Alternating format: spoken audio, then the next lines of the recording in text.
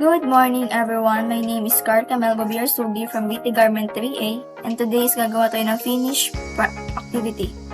So sa box 1, ang size ng box na ito ay 6.5. Gagawa muna tayo ng cross lines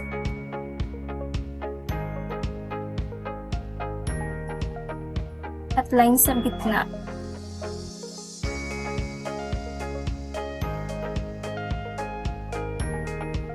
At ang circle natin is center diameter. Click lang natin sa gitna. At ang size ng circle natin ay 2.1 at 6 na 10. 5, 6, 7, 8, 9, 10. And ikakopy lang natin to. At mag-type tayo ng array. Click natin to.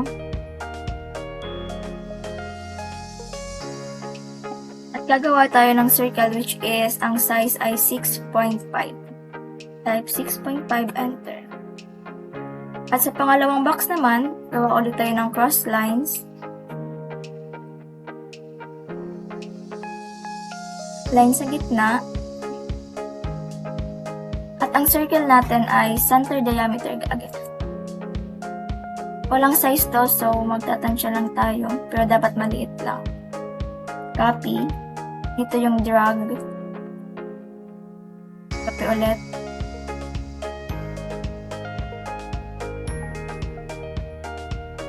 And i-copy lang natin tong 4 circles. And i-drag natin papunta sa taas. Same procedure lang.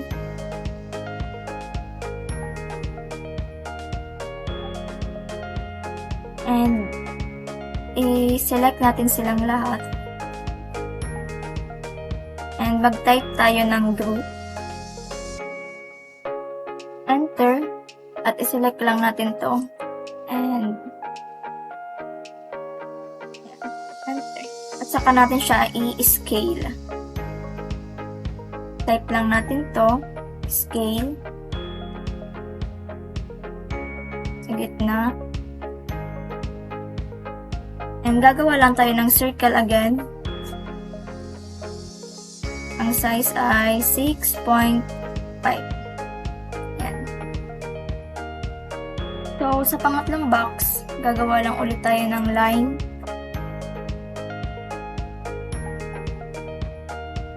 Open lang natin yung midpoint.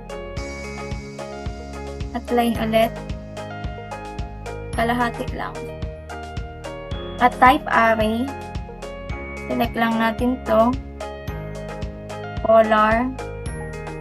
And papalitan lang natin ng items ng 12. Yung circle natin is center diameter 2p at galing dito papunta sa center. Another circle 2p at galing dito pupunta sa center. At aalisin lang natin to. At magte-trim tayo. Type array. Select lang natin to. Color. And papalitan ulit ata ang items ng 12. Type explode. At magte-trim tayo.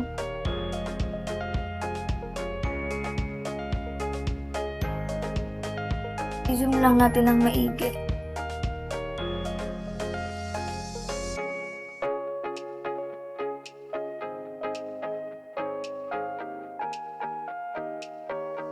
Dito.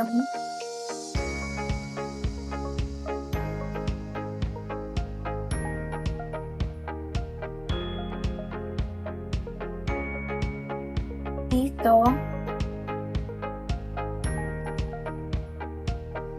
Ito.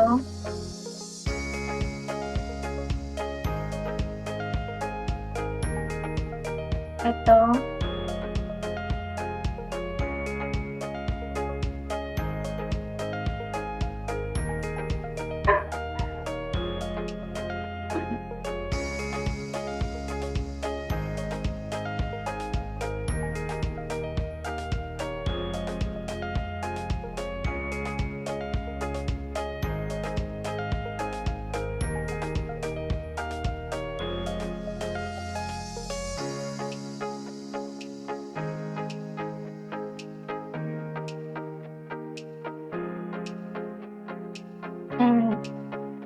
At gagawa lang tayo ng circle.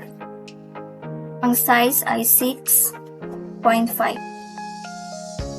At sa last box, gagawa ulit tayo ng line, cross lines,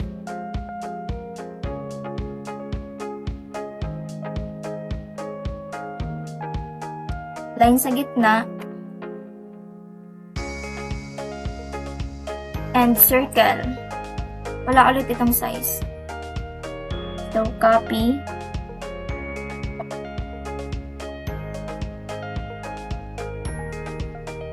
Copy ulit.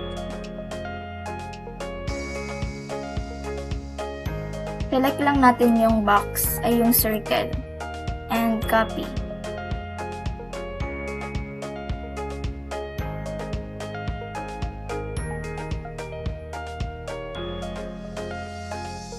Copy.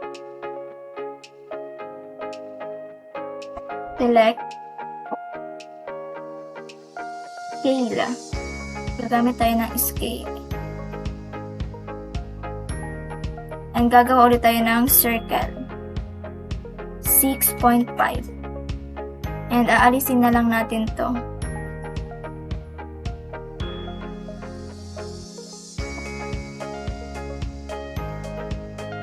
Alisin natin yan. Ito.